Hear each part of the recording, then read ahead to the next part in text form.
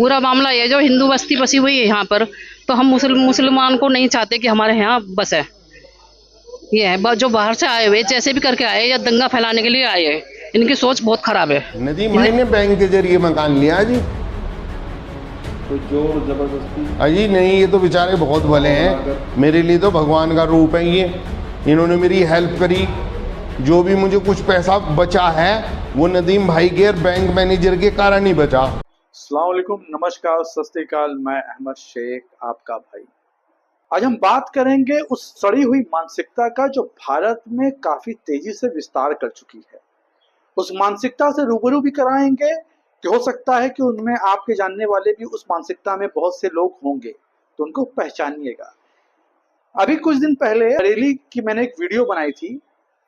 उस वीडियो में आपको, जिसमें वकीलों वाली गली में एक मुसलमान ने मकान खरीद लेता है और तमाम उस गली के जो संभ्रांत और पढ़े लिखे लोग थे उस मुसलमान के मकान खरीदने के विरोध में धरना प्रदर्शन और पलायन के बोर्ड लगा देते हैं। अब वो वकील न जाने कौन सा संविधान, कौन सा कानून पढ़ के पले बड़े हैं कि अपने देश के, अपने हमवतनी भाई बहनों से इतनी इन्हें नफरत है कि वो उन्हें रहने नहीं देना चाहते। इन वकीलों से जाके कह दो कि किसी कोई लगता है उनके पास कोई मुसलमान क्लाइंट नहीं होगा, मुसलमान क्लाइंट आता होगा तो वो भगा देते होंगे, कोई दुकानदार होगा तो मुसलमान ग्राहक को सामान नहीं देता होगा, लेकिन ऐसा कुछ नहीं है।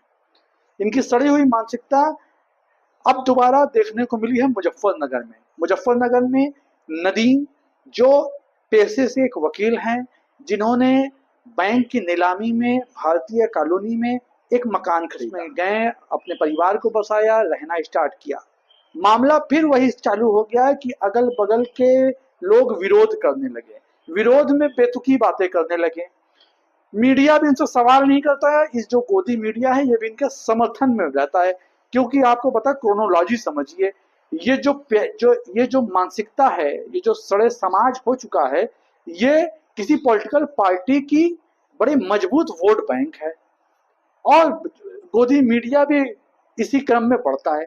अगर ये विरोध कोई मुसलमान कर दे तो वो जिहादी मानसिकता का, वो नफरती मानसिकता का, वो कट्टरपंथ।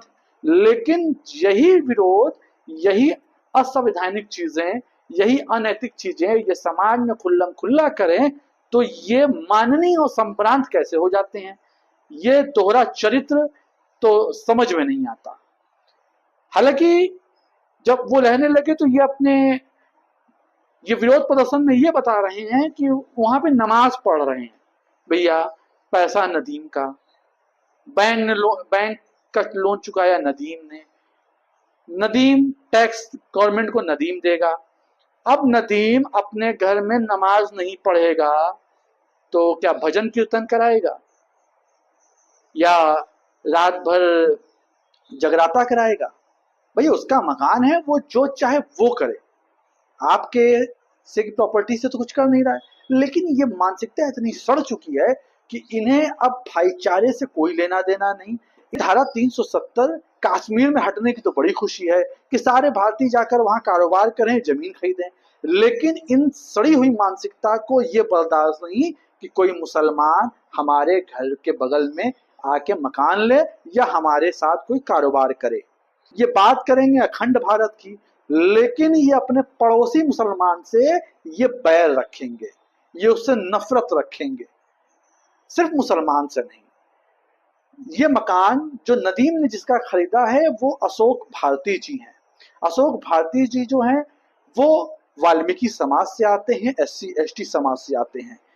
वाल्मीकि समाज का होने के कारण इस जमीन को, इस मकान को कोई भी खरीद नहीं रहा था, और कोई खरीदने आ भी रहा था तो उसे यही लोग, जो कॉलोनी के लोग थे, ये गुमराह करके भड़का रहे थे। ये कह रहे थे कि ये विवादित मकान है, और अशोक भारती जी को जाति सूचक ये गालियां दिया करते थे।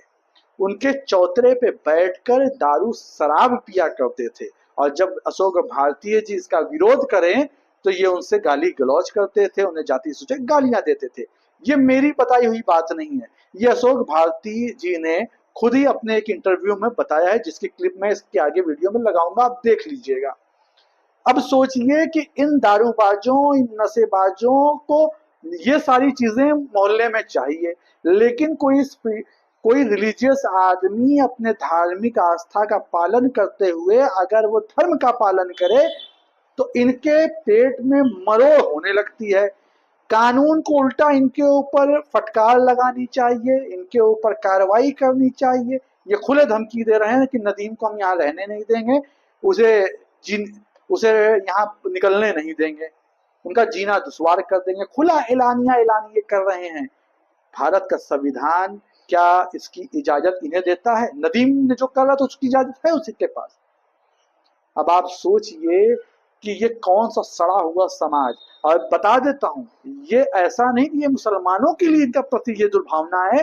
अशोक भारती, वाल्मीकि समाज, दलित समाज, पिछड़े समाज के लिए भी इन तथाकथित संभ्रांत और तथाकथित बुद्धिजीवियों का यही मानना है और यही धारणा है। सुनिए अशोक भारती जी को। नदीम भाई हैं जी, उन्हें बेचा। मेरे पे बैंक का लोन था, मैं लोन चुकाने के काबिल नहीं रहा। मुझे अपने कारोबार में बहुत दिक्कत चल रही थी, काम मैंने छोड़ दिया। उसके बावजूद मेरे पे बैंक का लोन था, बैंक का मेरे पे प्रेशर आ रहा था। मैंने 5 साल से मैं बेचना काट रखा था। हजारों आदमी आए वहाँ देखने, जो भी आया था वो छुटता यूँ ही कहता है यहाँ तो दलित लोग रहे हैं, यहाँ तो वाल्मीकि हैं, यहाँ तो चमार हैं, यहाँ तो भंगी हैं, यहाँ नहीं लेने के हम। तो जिस समय आप पर बैंक का कर्जा था और आप पर जो है किस्तें नहीं दी जा रही थी, तो आपने किसी को कहा उस समय? मैंने बहुत लोगों की खुशामदे करी, बड़े बड़े पैसे वालों की पैर पकड़े, हाथ जोड़े, भावुक भी हुआ, रोया भी। मैंने कहा जी मेरी मदद कर दो। मैंने जिससे भी कहा उन्होंने यही जवाब दिया, कहने लगे भाई वहाँ वाल्मीकि में कोई नहीं लेने का।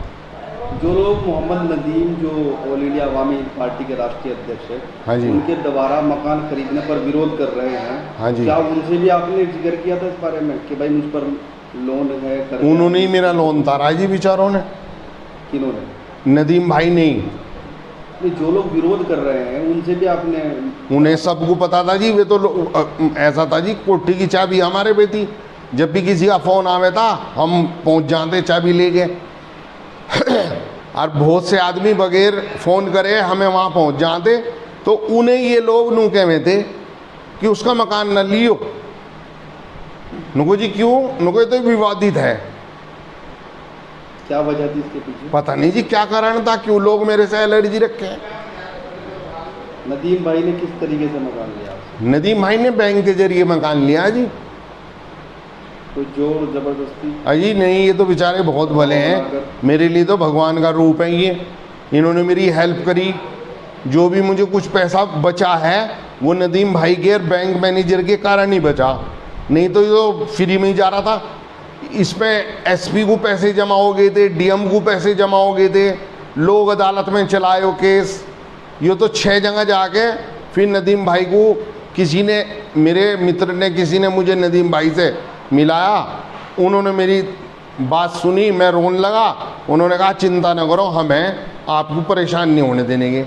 उन्होंने बेचारों ने 8 दिन में ही ये मकान बैंक से छुड़ाया और हम मुझे मुफ्ती दिलाई। अच्छा, नीलामी तक ये नौबत आई तो? हाँ जी, नीलामी। उससे पहले आपके पास कोई आया इन लोगों में से? नहीं जी, कोई नहीं आया, कोई नहीं आया भाई साहब। बहुत खुशकिले में थे और टोंट कैसे थे। हालांकि मेरा एक सबसे छोटा बच्चा है, वो कोठी पे जब भी जावे था, जब भी छेड़े थे, यूँ कहते कब आ रहे कोठी पे, कब आ रहे कोठी पे।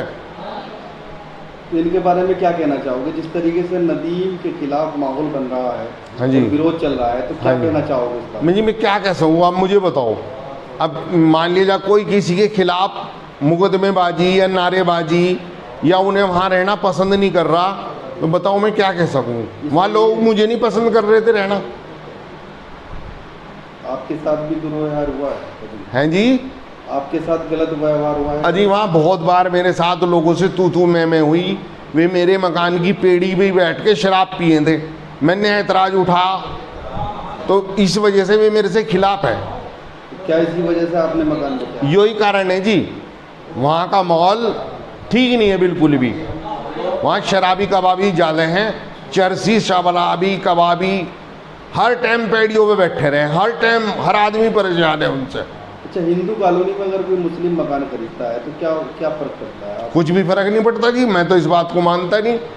मुस्लिम कॉलोनियों में हिंदुओं ने बहुत मकान बना रखे हैं। अगर मुस्लिम ऐतराज ठान लगे कि इस हिंदू को यहाँ से काट दो, फिर काट देगा कोई, ऐसा हो जाएगा कोई? इसका कोई ऐसा कोई कानून बना हुआ है कि हिंदू कॉलोनी में मोमडन मकान नहीं ले सकता? जो हिंदू बस्ती बसी हुई है यहाँ पर, तो हम मुसलमान को नहीं चाहते कि हमारे यहाँ बसे। ये है जो बाहर से आए हुए जैसे भी करके आए या दंगा फैलाने के लिए आए हैं, इनकी सोच बहुत खराब है, इसलिए हम नहीं चाहते कि ये यहाँ पे बसे। उन्होंने मकान खरीदा है, हाँ, पैसे दिए हैं, बैंक कैसे विरोध कर हाँ जी, क्या ऐसे कैसे नहीं कर सकते? क्योंकि बैंक के द्वारा जो वो हुआ है, उनसे फर्जी नाम लिख के तब लिया गया ये। मान लो अपना नाम नहीं खोला इन्होंने। अगर कोई व्यक्ति रह रहा है हाँ जी, मकान में, इसके पीछे विरोध का क्या कारण है? विरोध का क्या कारण ये है कि मुस्लिम समाज है ये। अगर कोई हिंदू समाज का लेता तो उसको हमें कोई विरोध नहीं था।